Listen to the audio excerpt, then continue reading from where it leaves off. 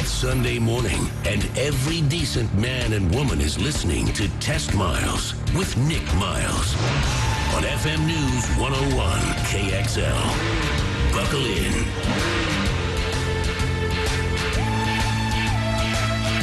Sunday morning, time to talk cars for the next 60 minutes on your weekly automotive radio experience. I'm Nick Miles. You're listening to America's automotive radio show. Test Miles, the locally created, nationally celebrated. This morning's team includes Misfits, Rapscallions and Ne'er-Do-Wells, Genya the intern, Sean Walker, Old Man Brad, and Oli the Viking Volvo seller. Now, this morning we have a special guest in studio, and rather than wait until later in the show, we're just going to jump right in. He is a local racing phenomenon. That's what I was told, because I'm not very clever with racing, so I have to admit that off the beginning of the show. His name is Kyle Keenan. Kyle blew into the racing world a few years ago. He's won loads and loads of titles. He has the SCA Major Series going on, and he's pulling stunts and upsetting people who everyone thought was going to win racing, and he kicked their backside, basically. Is that true? Is that all right? Did I get it right? Yeah, I'd say for the most part. So let's start at the beginning. Welcome to Test Miles. You upset everybody in the racing world because you kicked their backside with a little Kia Rio 5, and nobody expected you to do that. Is that right? That's correct, yeah. So what races have you won?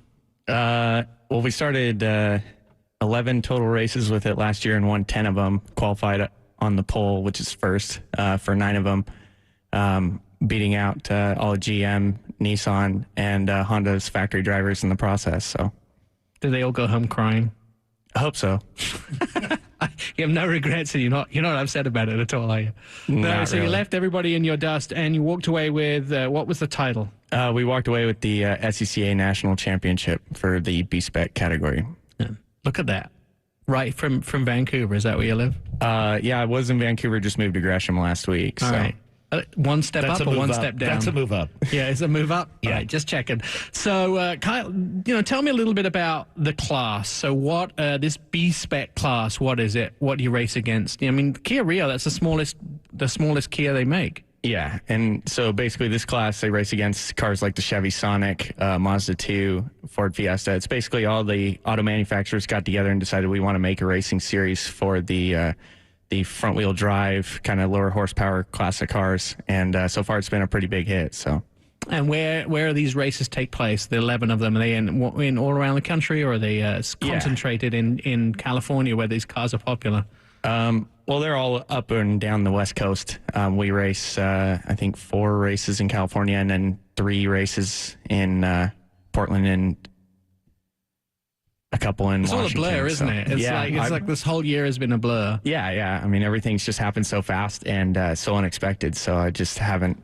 I don't know. I'm still like sinking in. So it's not cheap. How do you fund that?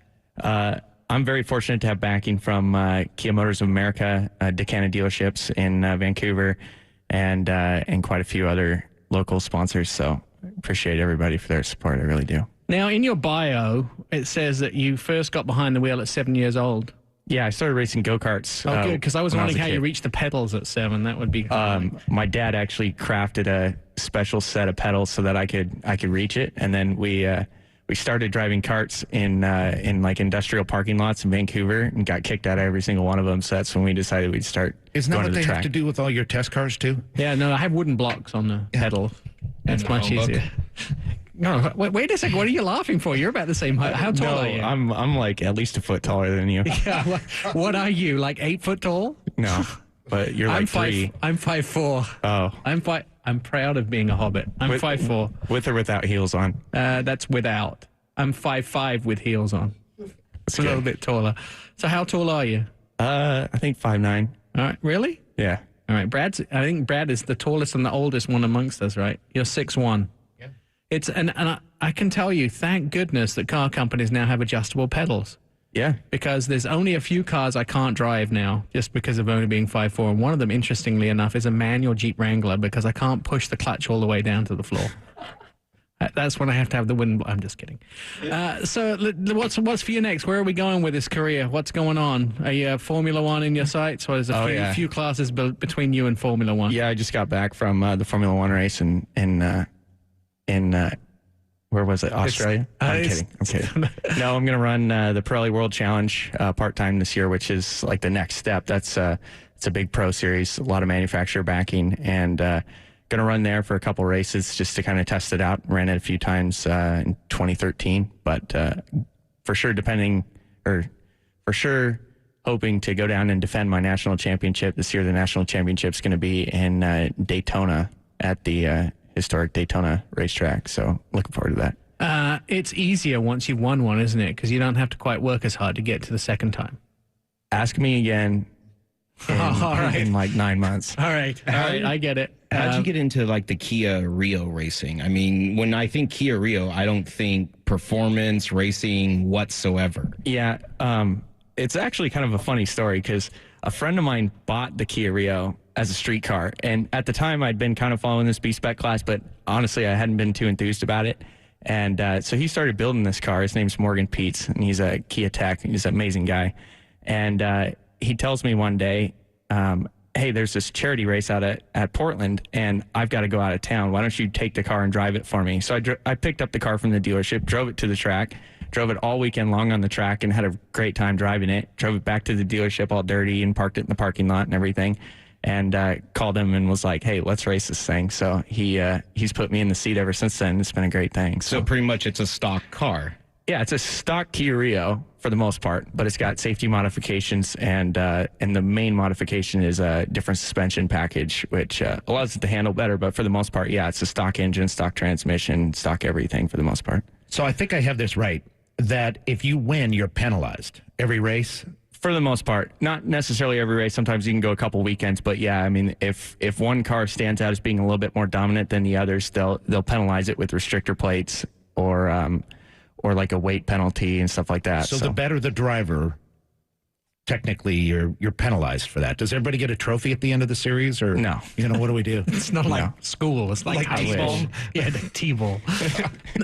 So you also got named as a magazine gave you a title recently, didn't they? Yeah, Racer Magazine, they named me as the Club Racer of the Year for 2014, which is a huge honor, and I'm very thankful for all that. So. Right. And the sponsors are flowing in, and people are giving you bottles of champagne every time you win now. Is that how it works? Well, the champagne, yeah. If you win a majors race, they give you champagne, which is cool. I don't drink any alcohol or anything like that, so that'll usually change. I assure you that'll change. Become an automotive journalist. Yeah, that'll change. It'll change. Well, I think I'd have to get shorter to do that, right? Yeah, yes, absolutely. You have to be 5'4" to be a good automotive journalist. I see. Written in the charters. Let's talk about classes now. So right now we're in B-Spec. Correct. Where are we moving to? You're thinking maybe you want to upgrade a.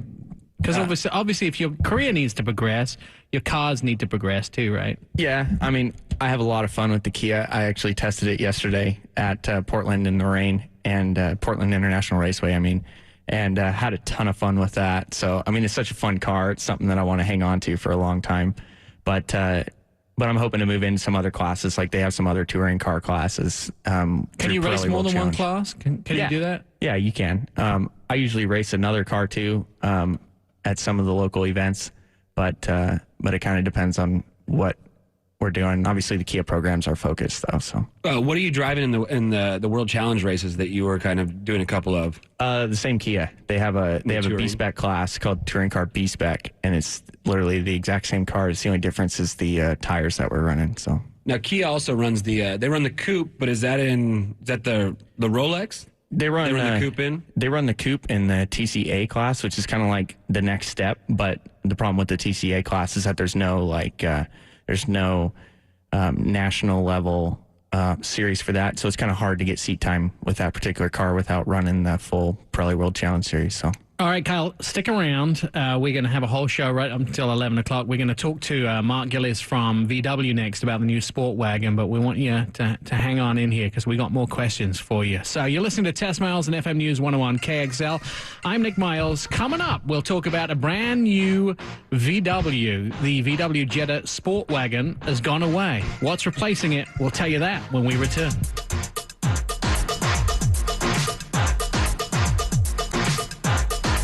Test Miles on FM News 101.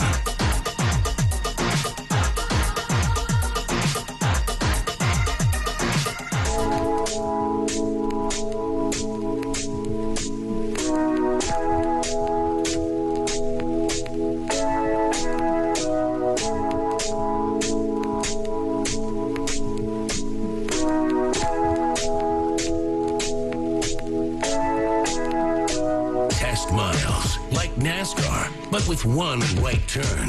TestMiles.com. Welcome back to Test Miles at FM News 101 KXL Automotive Radio Show live from our studios in downtown Portland. For the latest automotive news, you can follow us on Twitter at Test Miles. So, Nick, here's a fun fact with which you can impress your friends. Ferruccio Lamborghini chose the bull logo for the Lamborghini because his astrological sign was the Taurus. I guess good thing he wasn't a Pisces or something. But the factory also names many of its cars after fighting bulls, including the Mura, Diablo, Gallardo, and the Murcielago. There you go. I'm a Taurus, too, sort of. I'm half and half. On the cusp. Yeah, I'm on the cusp. All right, based in Germany, Volkswagen arrived in the U.S. in 1949. They have since become one of the most recognized brands on the road. The iconic Beetle is the best-selling single vehicle model in history and remains one of the most identifiable vehicle productions. VW have had a long history incorporating diesel technology into the lineup and leading the charge, bringing modern clean diesel to the U.S. But VW have also another very important smaller segment of the market, the compact sport wagon.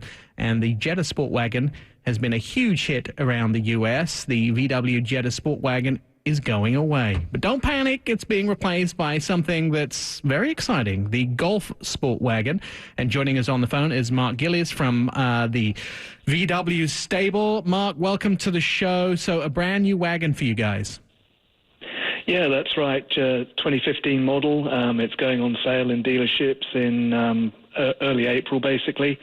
We're excited. It shares the same architecture as the Golf family, which has done really well for us. We won 2015 North American Car of the Year and 2015 Motor Trend Car of the Year, which was great for the Golf, and the sport wagon's basically underpinned by all the same running gear.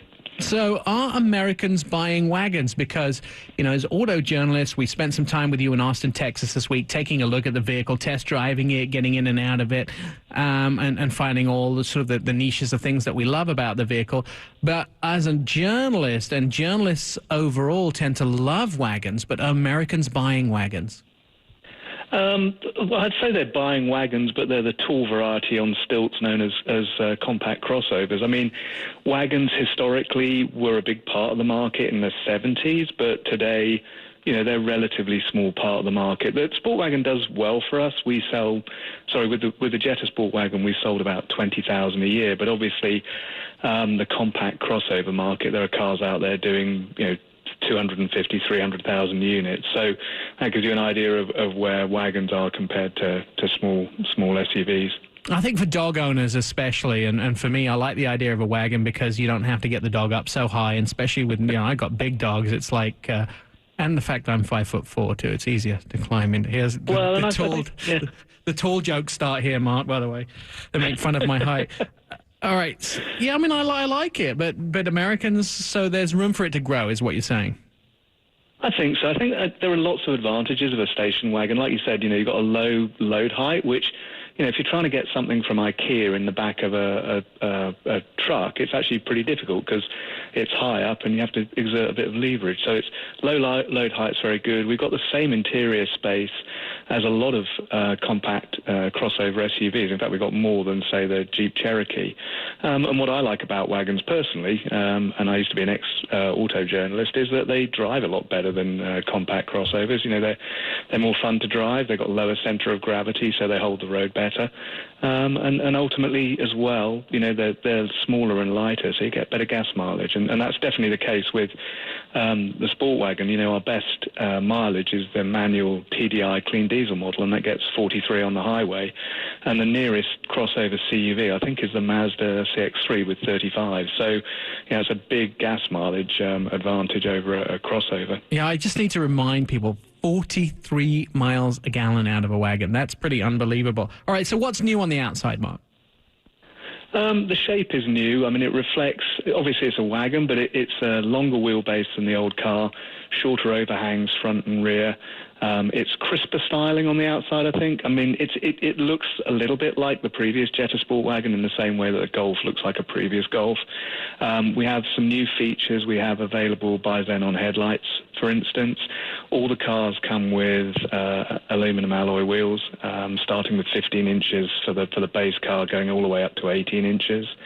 You get standard roof rails, which is, again, another feature that I like about wagons, is that if you're a biker and you you want to put the bike on the top, it's a lot. You don't actually need to stand on a chair and put the bike on top. You actually can just do it pretty easily.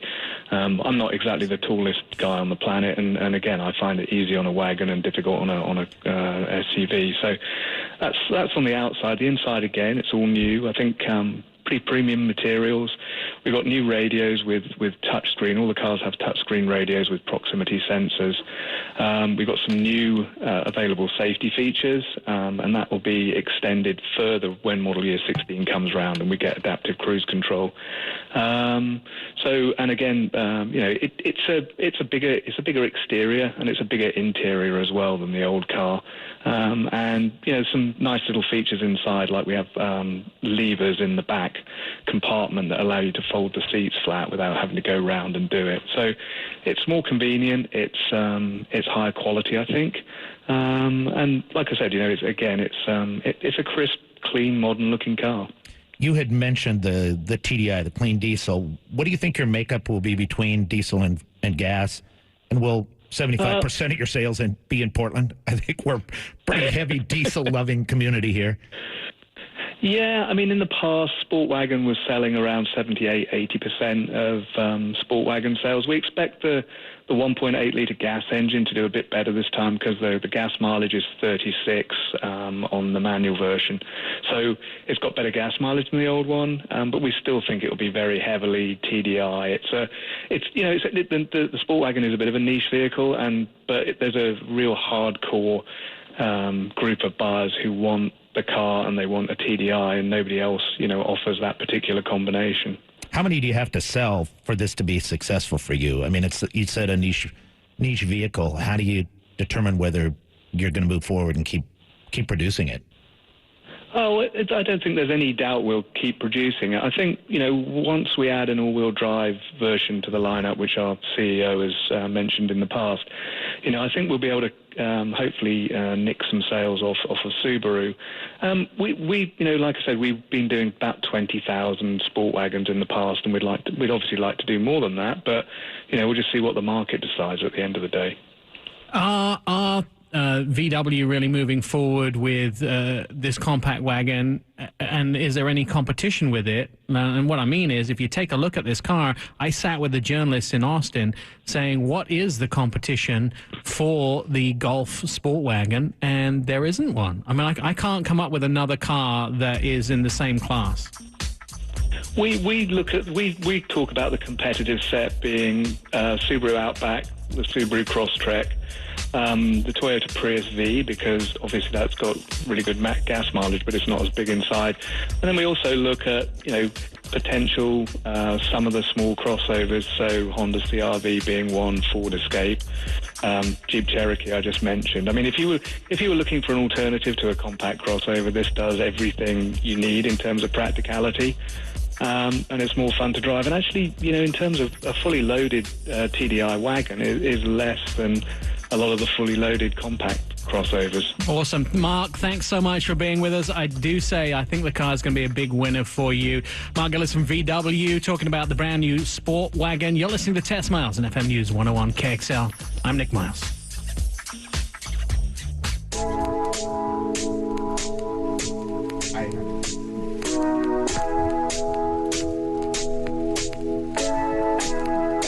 Throw it in neutral and coast in with testmiles.com.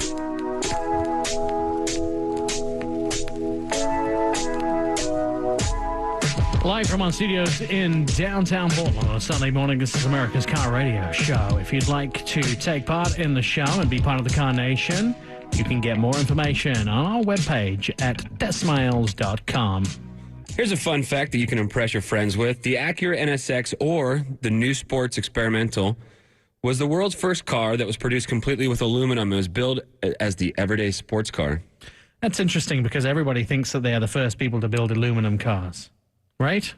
Everybody's decided that the F-150 was the first truck to be built of aluminum. The Jaguar was the first sports car to be built of aluminum. It's actually, they made airplanes out of it in the war. Do you think this is going to catch on, aluminum? Yeah. Really? I think now we're looking at different materials like they'll on the side of my house. Aluminum on the side of your house? Nice. All right. All right, let's talk about the cars that we've been test driving this week. No Kia Rios amongst the bunch. Well, that would be Kyle, but we have been test driving a lot of interesting cars. I've been in the Audi A3 four-door compact sedan. Superior cabin quality in this vehicle. Really well-designed, efficient, punchy engine, nimble handling, and ample equipment. There are, this is the new segment, the compact luxury cars, which everybody's coming out with. The CLA from Mercedes. There's lots of different ones. The Audi A3, the BMW ones, the ILX. Yeah, there's a whole list of them. Buick Verano. List of those cars. I would tell you, interior-wise and driving, I'm probably the most impressed with the Audi A3. Small trunk is a little crampy. The back seat is difficult, and the rear view not really great. However, it does have a great 1.8 TFSI engine or a 2-liter TFSI and that diesel 2-liter as well. So a lot of fun driving. Horsepower, 170, 220, 150 for the diesel. 6-speed automatic or manual. Front wheel or all-wheel drive. Fuel economy is not as great as you thought it would be. About 36 miles a gallon combined. A top of 43 in the diesel, which is kind of good. And its competition, I think the best-looking car in that class is the CLA, which is the Mercedes. Clearly exterior-wise, but interior and driving, as I said, thinking the A3 is a really great class. So let's talk about the levels. They have made so many different trim levels in this vehicle. And this is the new way to do it, right? You go out and you start with a base car, and then you make it for everybody so you can drive. BMW have 300 different versions of the 3 Series. There are so many different, the GT, Didn't Honda really start that? I swear they must have 15 different trim levels. Right, yes, and then there's with the Navi and with the tech package and all that. And then Porsche has got like 10 different trim levels for the 911. Right. No, they don't. They have 22. 22. There you go. 22. You're out. Factored again, Genya. So what do you get in trim levels? There's the Premium, the Premium Plus, the S3, which is their sports version, the Cabriolet, the e-tron, the plug-in electric version. Starting price $29,900. Here's one of the things about these cars, though, too. Although I'm going to give this car a huge thumbs up, and I think it would be a great drive, the one thing about these vehicles is by the time you've decked them out to what you can live with as far as tech is concerned, you're into the 40s. That's the only downside with them. Sean? I've been driving the 2015 Lexus LS 460 F Sport. About 180 degrees different from what I've been driving. Yeah, I went a little full-size luxury. This is Lexus's full-size 4-door luxury sedan. Is it Lexus's or Lexus-I? Lexus-I. I don't know what their technical term for multiple Lexus is. Lexus. What Lexus is I? Lexus-I. We could have a whole conversation on this. Anyways, this was... It's quite impressive. I mean, it's a smooth ride. The steering was very responsible with it, or response. And the only thing is it did lack a little power compared to its European competitors. Has 386 horsepower, 4.6 V8 engine, 8-speed automatic. This one, the one I was driving was the all-wheel drive. Only in 2015 can 386 horse be classified as maybe could use a little more power, you know? Isn't that sad how we've came this far? Wait, Kyle, what does your Kia Rio have horsepower-wise? 145 at the crank. Right, there you see? 145, and he's winning world championships. And we could go out on the racetrack with our 386 horsepower, and he'd still beat us. Yeah, well, I wouldn't race the LS. It's too squishy. You go around a corner and you'd float into the next lane. Well, it does have, you can change the suspension on it and put it in sport mode, and which I did, and I enjoyed it more in that than the actual comfortable suspension, because it is. When you're in comfort mode, basically you're just floating on air and you don't feel anything. Here's the problem, though. We all love to drive them in sport. I'll give you the best example. The MKC, the new Lincoln compact CUV, I really would only drive it in sports mode, but my gas mileage is half. So there's the payoff. I guess, Kyle, you probably don't care about gas mileage, do you? Our Kia will get about 13 miles a gallon on the racetrack while winning races, so I'm happy with that. 42 miles a gallon if you drive it normally on the street, right? Yeah, like yesterday driving in the rain, I drove for over an hour and a half, burned less than 5 gallons, which is pretty much unheard of. So wow. All right, there you go. All right, Sean, sorry, continue. Oh, it's all good. Starting price for it is $80,870. My 2 ups and 1 down is a smooth ride and how responsible responsible. Responsive. Thank you. I'm tongue-tied today. It's having to walk a mile up here. Oh, yeah, because the Shamrock Run's going on. All right, what else? I love that. My only down for it is a center stack. It looks like it was made out of the 80s and needs to be a little updated. It's just plain and boring for this luxury of a car. Everything comes from this car and floats down to its lesser models and just wasn't impressive to me. All right, so they did a lot of the engineering ends up on different cars. Yeah. All right, Eugenia? I have a comment that we all found on the Lexus. It is way bigger than you think. It's a lot wider than you think. My mom parked in front of it, and when she went to pull out, and she told me, look behind us to see if there was any car coming, I could normally see it. All I could see was just the right headlight of the Lexus and no other nothing else. But it's a full-size luxury car. All cars are like that in that class. And you could fit 5 Kia Rios inside in the back seat. So not really, but it's they are definitely big. And compared cars. to Oli's Volvo, it was huge. His Volvo looked teeny right next to it. And that's a wagon too, your Volvo, right? What are you driving? The V70R? Don't take a jab at the size of my Volvo. All right, and we're done. That's it. Selling price $80,000. And what's his competition? Jaguar XJ, Mercedes SL, BMW 7 Series, Kia K900. But it still sells loads of versions of the LS460. All right, yes. Brad, were you driving anything this week? I did. So do you remember the old days on Happy Days when Richie Cunningham would get his... No yes, is the answer. No, I don't. He'd have a hot date and he'd do I Found My Thrills on Blueberry Hill. That's what I felt like singing when I got the new Chrysler 300C. Is that a Kesha song? Yeah, exactly. Okay. Yeah. But so I had this vehicle last year. It would have been my car of the year. I love the Chrysler 300C. The 300C. Okay. And when it first came out years ago, they had a really aggressive Bentley style looking grille, and it kind of was the 2005, right? Mini Bentley, and they got away from that a bit, I thought, and it looked pretty pedestrian. And so with this refresh for 2015, they have a much bolder fascia, some LED lighting, and it's just so much more luxurious looking and way competitive. The 2011, they went 180 degrees from the baby Bentley, and they sort of now married those two, the 2005, 2011. It really does look nice. And and all models have the 8-speed automatic transmission, which provides some pretty impressive best-in-class numbers for the V6.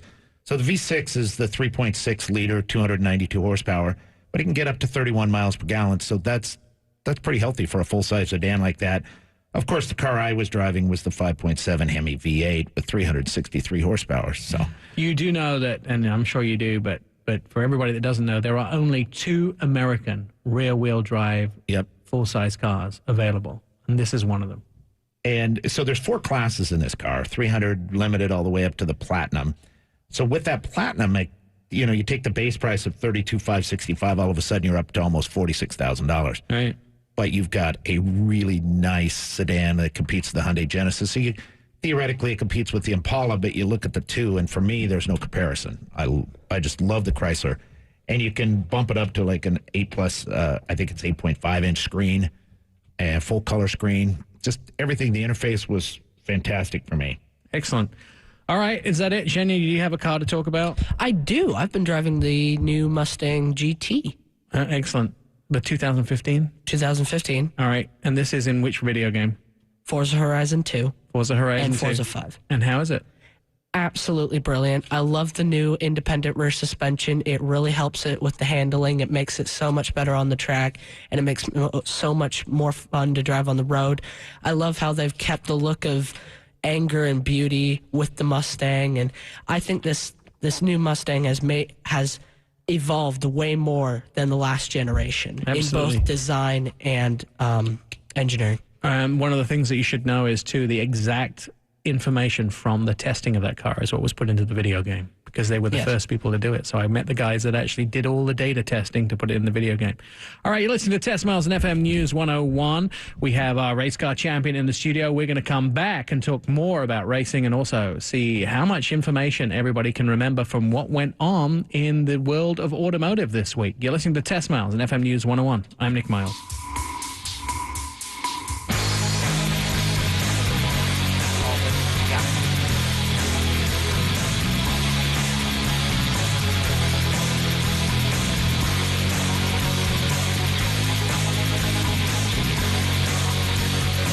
Test Miles on FM News 101. Would you like to keep informed about automotive all week long? Just follow us on Twitter, or you can do the same on Facebook. We'd like to inform you of what's going on. Hey, Nick, here's a fun fact that can impress your friends. Every Kia that raced last year won its division. All right, that's it. Kia all this morning. They must be very happy with us. Kyle's still with us, race car champion, local race car champion. Kyle, this is the point of the show when we have our quiz. We find out how much the team know about what's been going on in the automotive world. So let's start off with questions. What car manufacturer is recalling 64,000 vehicles for a carbon monoxide concern? Ding, ding. That's me. Brad has the analog buzzer. That's right. What's the answer, Brad? The old buzzer. So this is the Chevy Volt, and it's an interesting phenomenon. People are going into their garage and forgetting that their key in the car is on the electric cars, and then walking in the house and coming back out and getting carbon monoxide poisoning. All right. That's not very clever. So what they're doing is modifying the software. Ole and I chatted about this it doesn't really say, can't find out for how long, but they'll shut off after about 5 or 10 minutes. Right. That's a software upgrade, but all the Chevy Volts from, I think it's 11 to 13 being recalled, right? Correct. All right. Next question. This limited production car started production this week. Ole. Are we talking about the Galpin Fisker, the Rocket? Yes. That was down at the LA Auto Show. So they'll have a couple versions of this car. First one's coming in at $109,000. If you want the supercharged with 725 horse, it's $125,000, and maybe that's enough horsepower for Sean. Henrik makes pretty cars, but if he doesn't run the company, I think we're better. Yes, exactly. I need all the horsepower I can get. Remember, I have a 600 horsepower Vet, and I think that's not enough right now. Who will influence dramatic changes to the automobile industry in the next decade? Brad, there we go. Yeah, I'm back. Technically, it's women, but they've always been an influence into the automotive industry. 80% of sales only take place with a woman's say-so. So we get to thank, CEO Mary Barra from GM, but the women are leading the technology advances. Absolutely. All right. What company will announce 50 new or refreshed vehicles models for 2015? Wait, who was that? Was that Kyle? Kia? No, it's not Kia. Anyone else? That's actually going to be... Genya. Not Kia, Honda. No, is it No, Honda? it's not Honda. It's Volkswagen.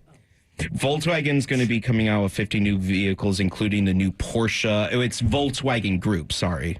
But it's going to be... They're coming out with 50 new models, including the new Porsche Boxster Spider. All right. So now, what Japanese iconic car is getting a 1.5-liter turbo engine? Dang, I turned off my phone. Oh, this is what you wanted to say, Honda. Yes. Honda, the Civic is now going to get a 1.5-liter turbocharged engine instead of the current engine they have now. All right. What manufacturer is planning on having a third electric car by 2020? Sean. BMW is coming out with an i5 with success now with the i8 and the i3. Portland has an i5. Yeah. So is California and Washington. Right. So new i5 electric car, medium-sized, mid-sized sedan for them. All right. What sports car is about to hit a milestone? Genya. That would be the Chevrolet Camaro. All right. And what Chevy is saying is that this month they are going to sell they're hoping to sell their 500,000 Camaro, and I've been saying to you, everyone stop buying Camaros just to surprise Chevrolet. No, I don't think they'd be very happy about that. Final question this morning is, who is recalling their EV car to repair a Tesla system?